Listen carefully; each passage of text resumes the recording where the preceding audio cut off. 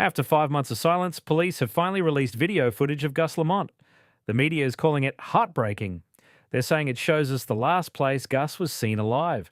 They're acting like this is some major breakthrough in the case. But I watched this 11-second clip frame by frame, and you know what? It doesn't answer questions. It creates them. Because nothing in this video matches what we were told about the day Gus disappeared. Not the clothing, not the location details, not the circumstances, nothing. Welcome back to Behind the Crime Scene. Today we're doing something different. We're going to dissect this footage piece by piece, compare it to the official timeline, and ask the questions nobody else seems to want to ask. Because this video, it's either proof that the story we've been told is wrong, or it's strategic misdirection. Either way, we deserve answers. Let's start with what the official story has been since day one. On September 27th, 2025, 4-year-old Gus Lamont was playing outside at Oak Park Station. According to initial reports, he was playing in a sand pit or dirt mound near the family homestead. He was reportedly unsupervised for about 30 minutes. When family members went to check on him, he was gone. Now here's what we were told he was wearing that day. This is important, so pay attention. A blue long-sleeve t-shirt featuring a yellow Minion character on the front. A grey sun hat or broad-brimmed hat. Boots, though no specific type or colour was detailed. And light grey long pants. That's the description that's been public for 5 months. That's what search teams were looking for. That's what the public was told to watch for. Blue Minion shirt, grey hat, boots, grey pants. Now we need to talk about what's actually in this video. The video shows Gus on a balance bike riding near the front of the Oak Park Station homestead. It's clearly dusk. Late in the day, the sun is setting. The lighting tells us it's approaching or around 6:11 p.m., which was sunset time in that area on September 27th. And here's what Gus is wearing in the footage. A blue long-sleeve jumper, not a t-shirt, not with a Minion character that I can see, just a blue jumper. He's wearing the grey sun hat. That part matches. And here's the kicker. He's barefoot, completely barefoot, no boots, no shoes of any kind. Now, let me show you the side-by-side comparison because this is where it gets interesting. Official description, blue Minion t-shirt. Video shows blue jumper, no visible Minion. Official description, boots. Video shows barefoot. Official description, playing in sand pit or dirt mound. Video shows riding bike on the road near the cattle grid. So here's my question, and it's a very simple question. Why don't these match? And before anyone says I'm nitpicking, think about what these discrepancies actually mean, because there are only 3 possible explanations and none of them are good. Possibility number 1, the original clothing description we were given was wrong. Someone got it wrong when they reported what Gus was wearing. Maybe in the chaos and panic of realizing he was missing, they misremembered. Maybe they grabbed the wrong description. But if that's the case, that's a massive problem. Because that means search teams were looking for a child wearing the wrong clothes. That means the public was given inaccurate information. That means the entire initial search was based on faulty details. And honestly, I don't buy it. Because clothing is one of the most basic, fundamental pieces of information in a missing child case. It's literally the first thing you establish. What was your child wearing? That's not something you get wrong and then never correct for 5 months. Possibility number 2. This video is not from September 27th. It's from some other day, maybe days or weeks earlier, showing Gus playing in his usual spot. Police released it to show the public where he typically played and what that area looks like. But it's not actually footage from the day he disappeared. And you know what? This possibility actually makes a lot of sense. Because if this video is from a different day, then the clothing discrepancies don't matter. Of course, he's wearing different clothes. It's a different day. The problem is, if this is the explanation, why didn't police or the family just say that? Why release it with phrasing like he was last seen at this location, letting media and the public assume it's from that day? Why create that ambiguity? Possibility number 3. Someone changed their story about what Gus was wearing that day. Maybe the original description was accurate and this video is from September 27th, but for some reason the description got changed later. Or maybe this video is from that day and the description was intentionally wrong from the beginning. Now, I'm not saying which of these 3 possibilities is correct. What I'm saying is that all 3 are problematic. All 3 suggest that something about the official narrative is not adding up. And after 5 months, we deserve clarity on this. Let's talk specifically about the boots versus barefoot issue, because this one bothers me more than the clothing. Here's why. Think about when kids wear boots. Real boots, not just regular shoes, but actual boots.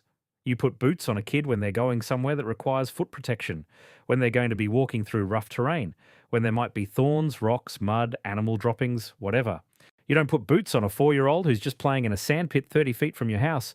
In fact, try getting a 4-year-old to keep boots on when they're playing near home. Kids that age pull their shoes off constantly. They want to be barefoot. It's natural. And in the video, that's exactly what we see. Gus is barefoot, riding his bike near the house, comfortable and casual. That's what you'd expect from a kid playing around the homestead. But if Gus was actually wearing boots when he disappeared, that suggests something different. That suggests he wasn't just casually playing near the house. That suggests he was going somewhere, being taken somewhere that required protective footwear. Now, one theory that's been floating around is that Gus was actually with someone tending to the sheep when whatever happened, happened. Out on the property, away from the homestead, in an area where boots would make sense, where being fully dressed for outdoor work would make sense. That would explain the boots. It would explain why he supposedly wasn't seen for 30 minutes. It would explain why such an extensive search found absolutely no trace of him near the homestead. But if that's what happened, why tell the public he was playing in a sandpit near the house? Why create that narrative? Unless the real story is something you don't want to tell. Here's what I think is actually going on with this video release and why the timing matters. For 5 months, this family maintained almost total silence. One photo of Gus, no video, no public appearances, no appeals. Then, suddenly, in late February, the parents release a statement. They describe themselves as united in their grief, united in their search for answers. And along with that statement, police release this footage. Now, think about what this video actually accomplishes. It shows Gus at Oak Park Station. It confirms he played in that area. It gives the public a visual of him riding his bike near the homestead. All of that supports the basic narrative that he was a normal kid playing in a normal place. It humanizes him. It makes people feel connected to the case. But here's what it doesn't do. It doesn't prove anything about September 27th. It doesn't confirm the timeline. It doesn't verify the clothing description. It doesn't show us what actually happened.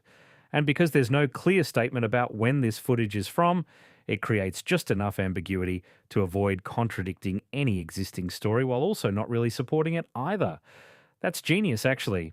If you're trying to manage public perception without committing to specifics that might later be proven wrong, this is exactly what you do. Release footage that feels relevant and emotional without actually being verifiable or specific about the day in question. And the fact that this comes out right when the parents make their first public statement, breaking 5 months of silence. That's not coincidence. That's coordination. That's strategy. Let's talk about that statement from Gus's parents because the language in it is fascinating. Jessica and Josh said they are united in their grief and united in their search for answers. That word united appears twice. And you know what's interesting? When you have to explicitly state that you're united, it often means there's a divide somewhere that you're trying to counter. According to reports, both parents have been ruled out as suspects by police. They're innocent, but someone at Oak Park Station has stopped cooperating with police and is now considered a suspect. That someone is still at the property. So you have this situation where the innocent parents have reportedly moved out and they're now making their first public statement after 5 months. What changed? Why now? My theory is that for 5 months, the grandparents controlled the narrative. They controlled what information got released. They controlled the family's public presence, or lack thereof. They controlled the legal strategy. But at some point, Jessica and Josh decided they were done playing by those rules. They wanted to speak. They wanted to release more images. They wanted to make appeals.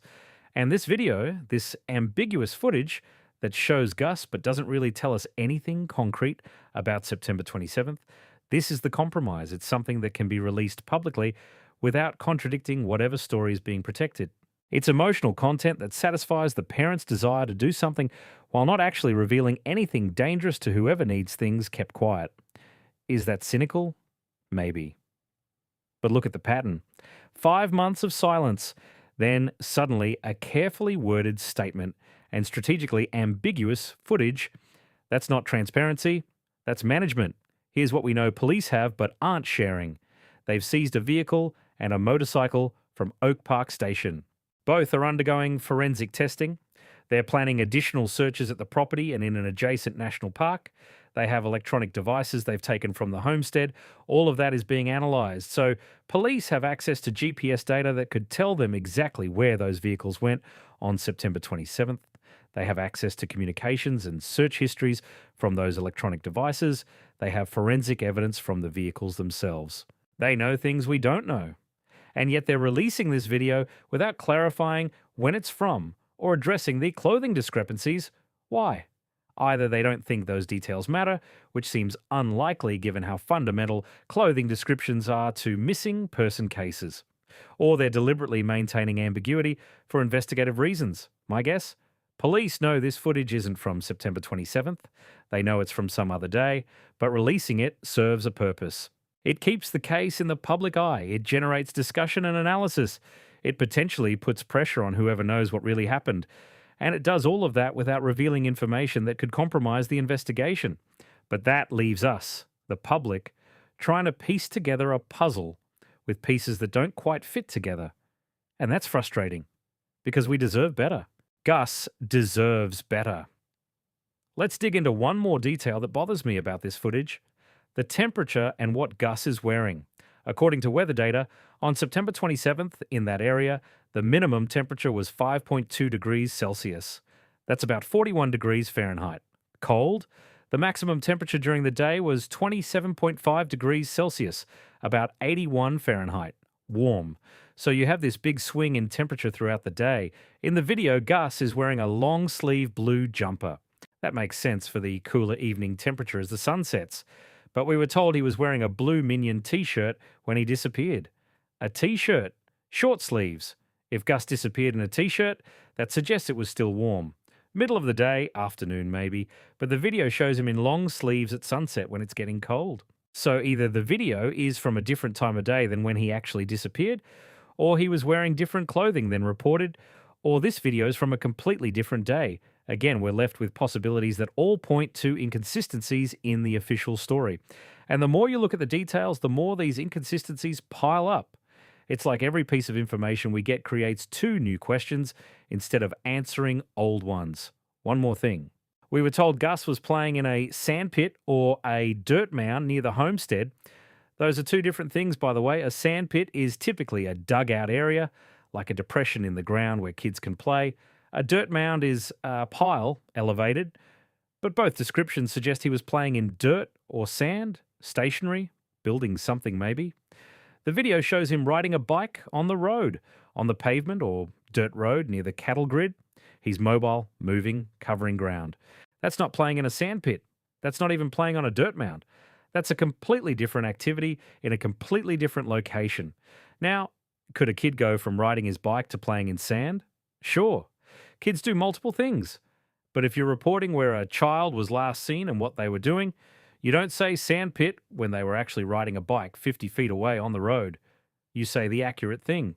Because accuracy matters when you're searching for a missing child, unless, of course, the real location and the real activity are things you don't want to disclose, in which case you give a close enough approximation that sounds plausible without being verifiable. Look, I'm not here to solve this case.